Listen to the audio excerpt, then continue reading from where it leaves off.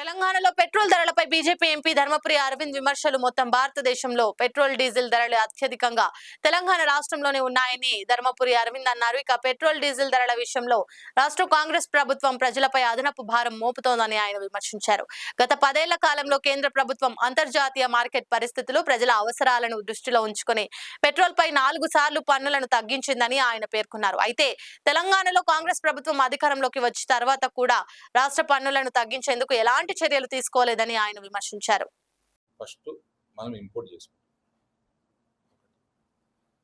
Global prices మీద ఆధారపడి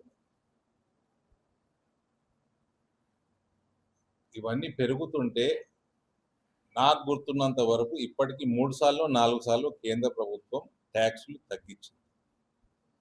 రాష్ట్ర ప్రభుత్వం తగ్గించిందా? బర్డెన్ తగ్గిస్తుంది మీ మీద నా మీద. నేను కూడా పెట్రోల్ కార్లనే వచ్చింది, తగ్గించిందా?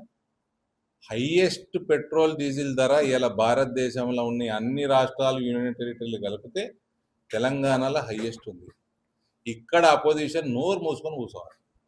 ఈ ప్రశ్న, ఈ టాపికే ఎత్తొద్దు ఇక్కడ అపోజిషన్, కాంగ్రెస్ వాడు కానీ బీఆర్ఎస్ వాడు కానీ. సిగ్గు మానం ఉంటే వీళ్ళకి నోరు మూసుకొని కూర్చోవాలి. పెట్రోల్ డీజిల్ ధరల మీద 4 సార్లు కేంద్ర ప్రభుత్వం ట్యాక్సులు తగ్గించింది గత 10 ఏళ్లలో. ఇక్కడ నయా పైసా తగ్గియలే, పెంచుకుంటూ పోయింది. కేసీఆర్ ఫామ్ హౌస్ ఆయిల్ వెళ్ళదు కదా, విదేశాలకు వెళ్ళి తెప్పించుకోవాలి ఆయిల్.